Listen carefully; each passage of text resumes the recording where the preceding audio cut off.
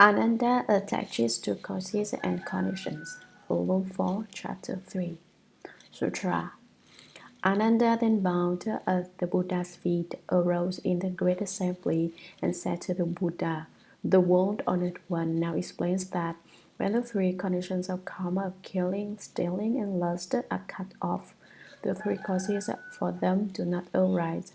Then the madness of jnanadatta in the mind ceases of itself, and just that ceasing is Bodhi. It is not something obtained from anyone else. These clearly are causes and conditions. Why then does the first command abruptly reject causes and conditions?" Commentary. Ananda then bowed at the Buddha's feet. He prostrated himself and grasped the Buddha's feet, then arose in the great assembly and said to the Buddha, "The world honored one now explains that when the three conditions of the karma of killing, stealing, and lust are cut off, the Buddha has discussed how the greed of killing, the greed of stealing, and the greed of lust, these three kinds of karma bring about the continuity of the world, the continuity of living beings, and the continuity of karmic retribution. When these three conditions are cut off, the three causes for them do not arise. Then the madness of jnanadatta in the mind, that confusion in the mind ceases of itself, and just that ceasing is Bodhi. It is not something obtained from anyone else. It does not come from somewhere outside. That's what the Buddha said. These clearly are causes and conditions. This principle is quite obviously the Dharma of causes and conditions. Why then does the first command abruptly reject causes and conditions? Why does the world-honored one reject causes and conditions, spontaneity and mixing and uniting? What you are talking about right now is the Dharma of causes and conditions.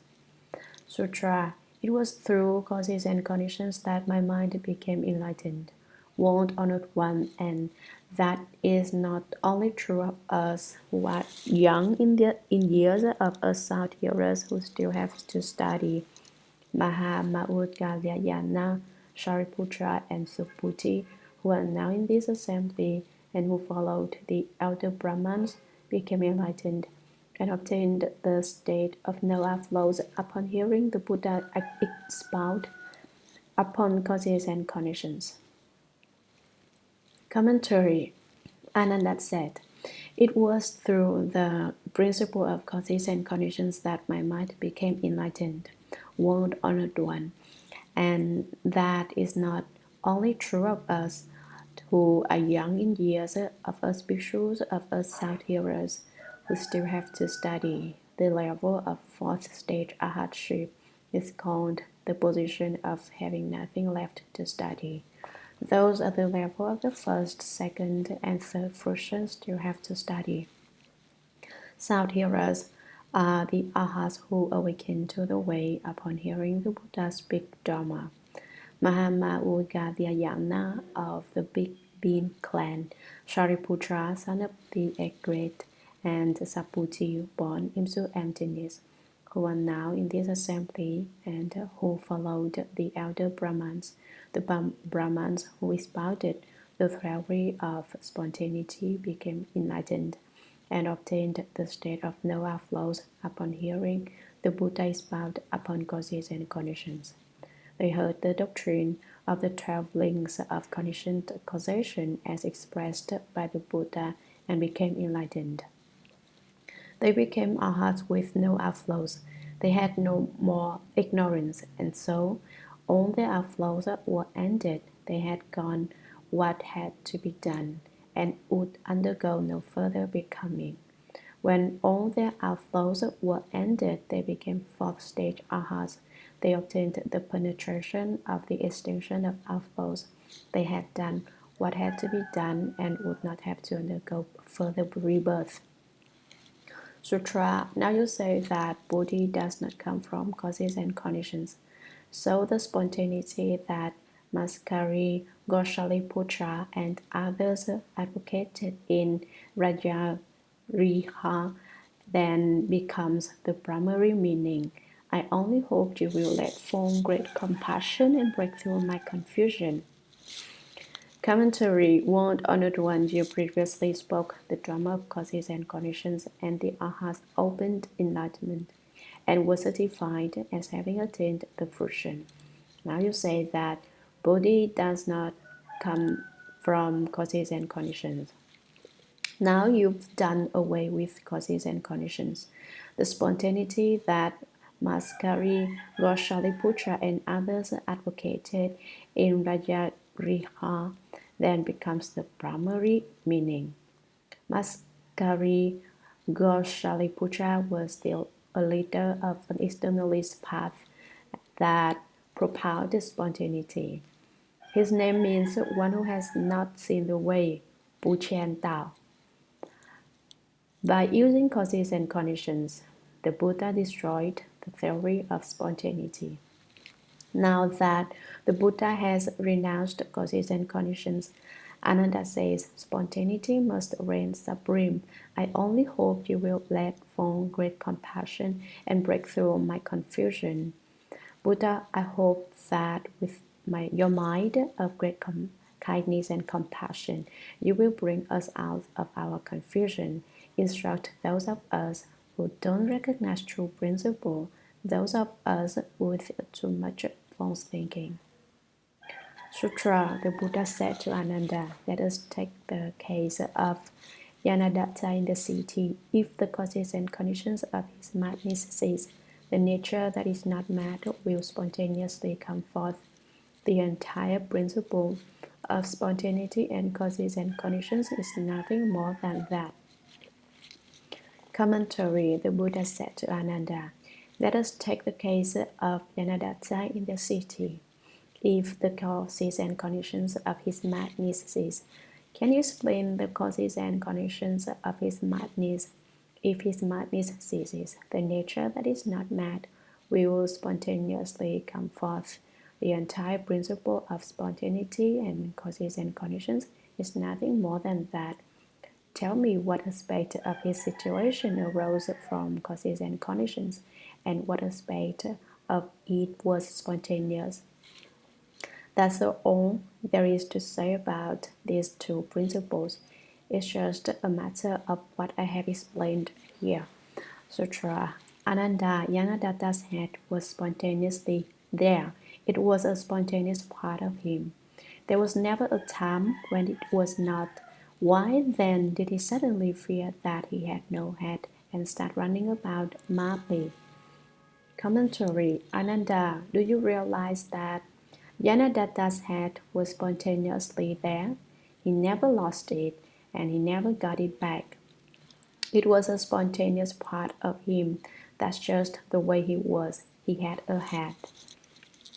There was never a time when he was not. It wasn't that originally he didn't have a head. Why then did he suddenly fear that he had no head and start running about madly? His head was there. It was never lost. You tell me then why he got scared and said that he was afraid he didn't have a head. He frightened himself into losing his head and started running around like a madman.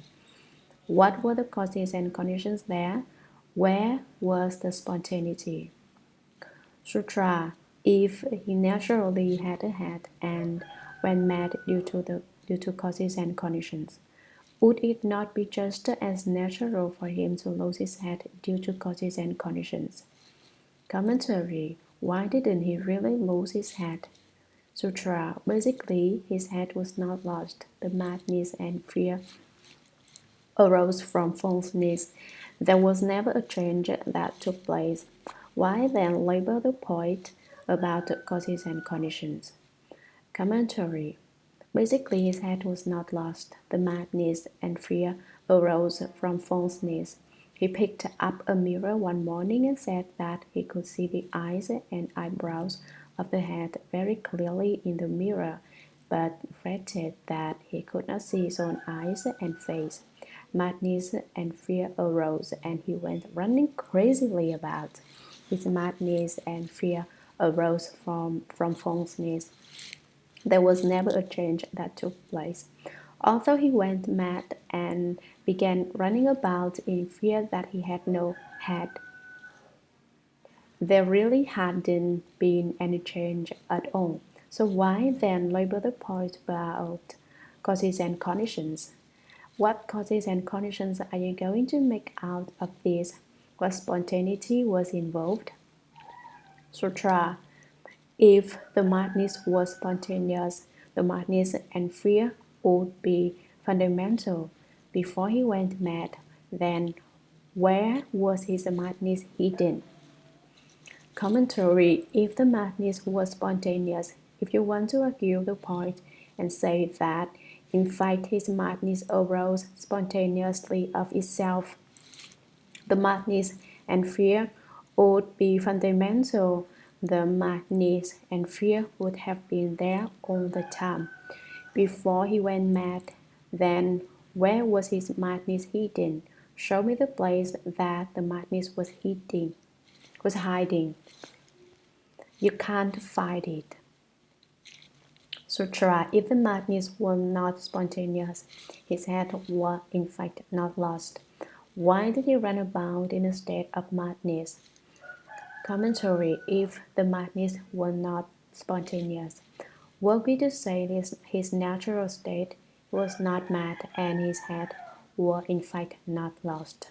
There was nothing false about his head. It was not a phony head in the first place. Why did he run about in a state of madness? Why did he go mad and run about? Sutra. If you realize that you have a head and recognize the madness of your pursuit, then both spontaneity and causes and conditions become idle theories. That is why I say that the three conditions ceasing to be is itself the Buddha mind. Commentary. Ananda. If you realize that you have a head, if you understand clearly about your own head, and recognize the madness of your pursuit, you see that it is you who are running madly about. When you know that you have not lost your head and realize that there is no reason for you to be running crazily about, then both spontaneity and causes and conditions become idle theories. Talk about causes and conditions, and spontaneity just becomes a joke. That is why I say that the three conditions ceasing to be is itself the Buddha mind. When there is no more greed of killing, greed of stealing, or greed of lust in you, when you have cut off these three causes and conditions, you have attained the Buddha mind. Sutra. The Buddha mind being produced and the mind subject to production and extinctions being extinguished is simply production and extinction. Commentary. We refer to the Buddha mind as being produced and the mind of production and extinction as being extinguished, but in reality they have no actual substance or nature. Sutra. The ending of both production and extinction is the effortless way. If there is spontaneity, then clearly it must be that the thought of spontaneity arises and the mind subject to production and extinction ceases. That then is still production and extinction. Commentary. The ending of both production and extinction is the effortless way. It is the great Shurangama Samadhi. If there is spontaneity, then clearly it must be that the thought of spontaneity arises. You should understand that if there is spontaneity, then the thought of spontaneity arises, and the mind subject to production and extinction ceases. You should realize that then is still production and extinction. If your understanding is that the mind subject to production and extinction is extinguished, then you are proposing a case of production and extinction, not a case of spontaneity. Sutra. To call the like of production and extinction spontaneity is the same as to say that the single substance formed by the combination of all mundane appearances is a mixed and united essence. and that whatever is not mixed and united is basically spontaneous in nature. Commentary: to call the like of production and extinction spontaneity is the same as to say that the single substance formed by the combination of all mundane appearances is a mixed and united essence. Saying that spontaneity is the opposite of production and extinction is just like saying that spontaneity is the opposite of a lot of appearances in the world coming together and forming a mixed and united substance. It is like saying that the like of mixing and uniting is spontaneity. Spontaneity, in those terms, is still in the realm of duality. Sutra: when spontaneity is devoid of spontaneity, and mixing and uniting are devoid of their unifying quality, so that spontaneity and unity alike are abandoned, and both the abandonment of them and their existences to be that is no Edo theory. Commentary: when spontaneity is devoid of spontaneity, and mixing and uniting are devoid of their unifying quality. The phrase mixing and uniting refers to causes and conditions. When spontaneity isn't spontaneity and mixing and uniting don't have the causes and conditions of mixing and uniting, so that spontaneity and unity alike are abandoned. The two doctrines of spontaneity and of the uniting aspect of causes and conditions are each abandoned, and both the abandonment of them and their existence cease to be. When one separates from causes and conditions and spontaneity, both are gone. There is no spontaneity and no causes and conditions. Both dharmas are abandoned. That is no Edo theory. There aren't any causes and conditions, and there isn't any spontaneity. Such an explanation as that is no Edo theory. It's not just talking in riddles. Sutra: Bodhi and Nirvana are still so far away that you must undoubtedly pass through compass of bitterness and diligence before you cultivate them and are certified. Commentary: Bodhi and Nirvana, those fruitions, are still so far away that you must undoubtedly pass through compass of bitterness and diligence before you cultivate them and are certified. If we look at where we are now, Ananda, Bodhi, and Nirvana are very far away indeed. You will certainly have to pass through very many compass, enduring a lot of suffering and toiling a great length before you can finish cultivating and reach certification and attainment to Bodhi and Nirvana. Sutra: you can hold in memory in 12 divisions of the sutras spoken by the Buddhas of the 10 directions, and their pure, wonderful principles, as many as the sands of the river Ganges, but it only aids your Edo theorizing. Commentary: you can hold in memory, you can remember it very clearly and never leave anything out. The 12 divisions of the sutras spoken by the Buddhas of the 10 directions. I explained the 12 divisions of the Kanan at the beginning of this sutra. I wonder if anyone still remembers them. And their pure, wonderful principles, as many as the sands in the river Ganges. In the 12 divisions of the Kanan, the doctrines are pure and inconceivable, and as numerous as the sands of the Ganges. But it only aids your ego theorizing. Although you can remember so many sutras, it does nothing but help you concoct Edo theories. It's not real. Sutra: you can discuss causes and conditions and spontaneity and understand them perfectly clearly, and people in the world refer to you as the one foremost in learning. You have spent eons upon eons saturating yourself with learning, yet you could not avoid the difficulty of Mataji. Commentary: I will list the 12 divisions of the Kanan again for you. Prose: repetitive verses bestowal of predictions, interjected passages, analogies, former events, present lives, universalities, previously non-existent Dharma, unrequested Dharma, unconnected Dharma, and discussions. When I listed them, I didn't look at any notes or refer to any commentary. I remembered them.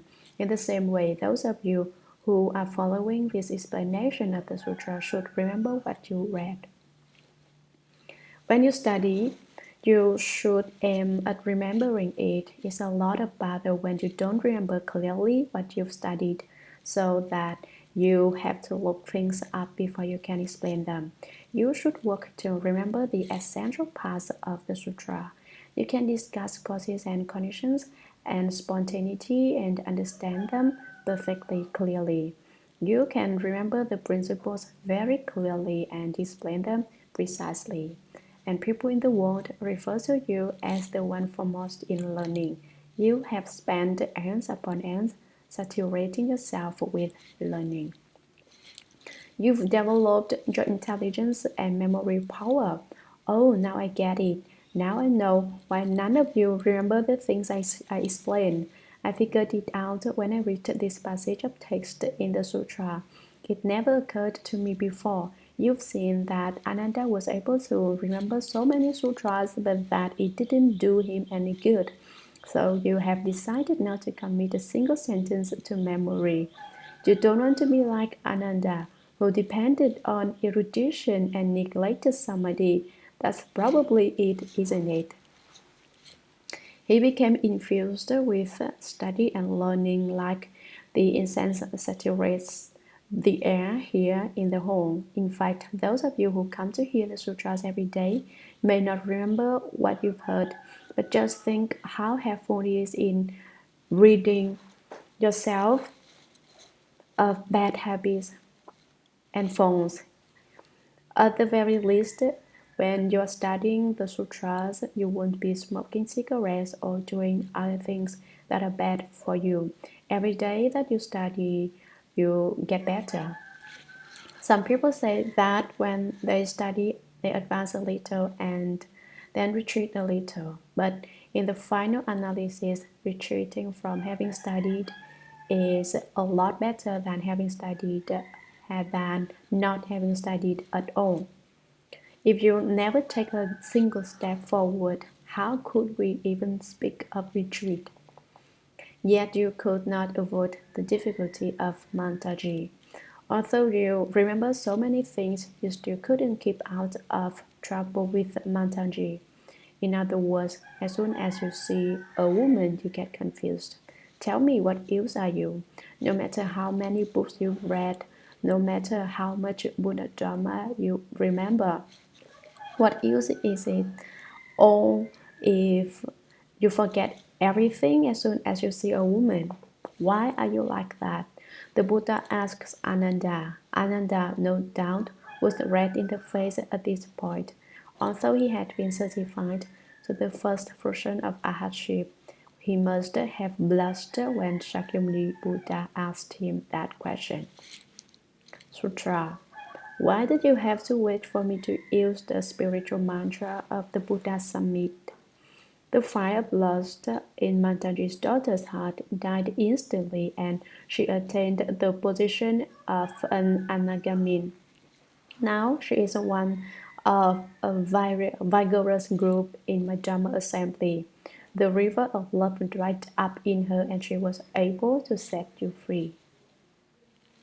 Commentary. The Buddha said, you've studied so much Buddha Dharma, but you go berserk as soon as you see a woman. You lost your head and you followed that woman right into her house.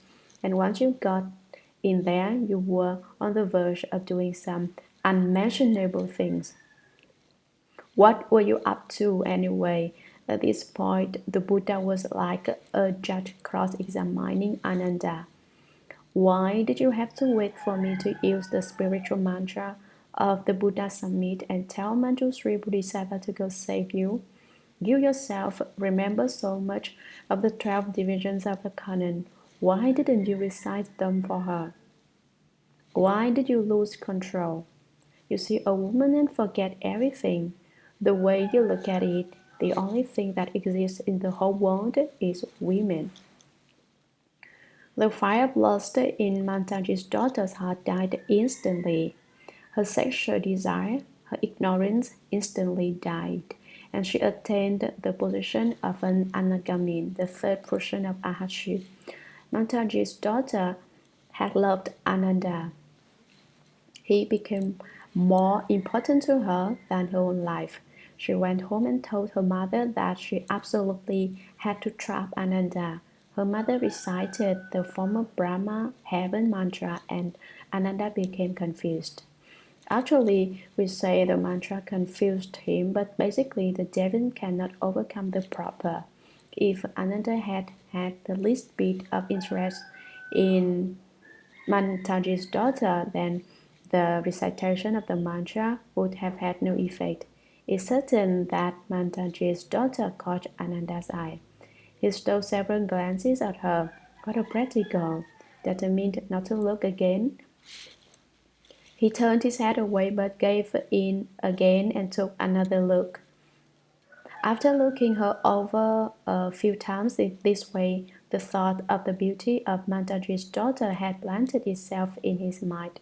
So when her mother recited the mantra, Ananda followed her in a daze. If this hadn't been the case, he never would have gone alone. The Buddha realized that Ananda was on the verge of destroying the preserved substance, and so he immediately spoke the Shurangama mantra. He commanded Manjusri Bodhisattva to take the mantra and go provide protection for so that Ananda could be saved. When he got there and recited the Shurangama mantra, Ananda's mind cleared. How did I get here? He wondered, and he headed directly back to the Jeta Grove in the garden of the benefactor of orphans and solitary. He had been right at the point of intercourse with Mantaji's daughter, and when Manjusri Bodhisattva arrived with the Shurangama mantra, Ananda no doubt jumped up, threw on his clothes, and ran out. When Mantaji's daughter realized he was leaving, She pursued him. Why are you leaving at the most important moment? She cried. So Ananda ran back to the Jeta Grove with Mantaji's daughter tracing along behind. When she arrived, the Buddha asked her, "What are you doing here?" "I love Ananda," she replied. What do you love about Ananda? The Buddha asked.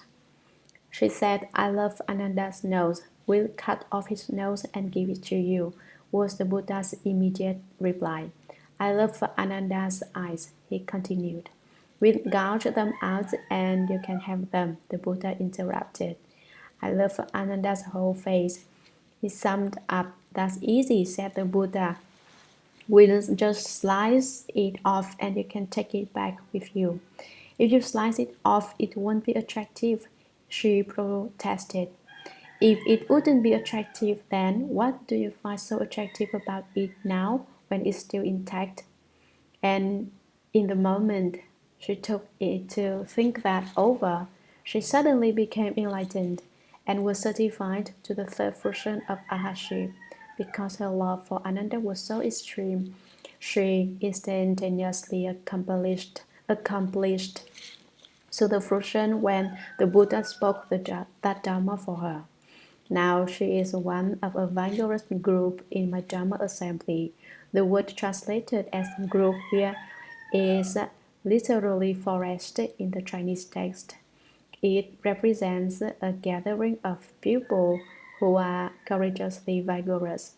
Let me say to all of you now that you don't have to fear sexual attraction between men and women. All you have to do is wake up to it and realize what it's really all about. Then there will be some hope for you. It's just to be feared that you won't wake up, but will be totally confused and keep going back to it, thinking it is a source of happiness. In actuality, it is really agonizing. If you really understood You'd never do it again, but you don't, so think about it when you are awake and dream about it when you are asleep and can't leave it alone. The river of love dried up in her. Love is like a torrential river which flows unceasingly, swirling around you on all sides. But when Mataji's daughter heard the Buddha speak Dharma, for her the river of love disappeared. The fire of love and desire was transformed into an indestructible body of Vara, and she was able to set you free. Because Mataji's daughter was certified to the third fruition of Arhatship, she didn't try to hold on to you. And so now you've been set free. At this point, Ananda was still a first stage Arhat, hadn't even obtained the second fruition, but Mataji's daughter went right past him and was certified to the third fruition. In 500 former lives, Ananda and Mataji's daughter had been married to each other. So when she saw Ananda, it was love at first sight. She had met her husband from former lives. Her love for him was unavoidable. In fact, they probably had vows from former lives. Last life, she had probably said to Ananda, "In the future, let's always get married to each other. Let us never part." That's why the love between them was so strong that they fell in love as soon as they laid eyes on each other.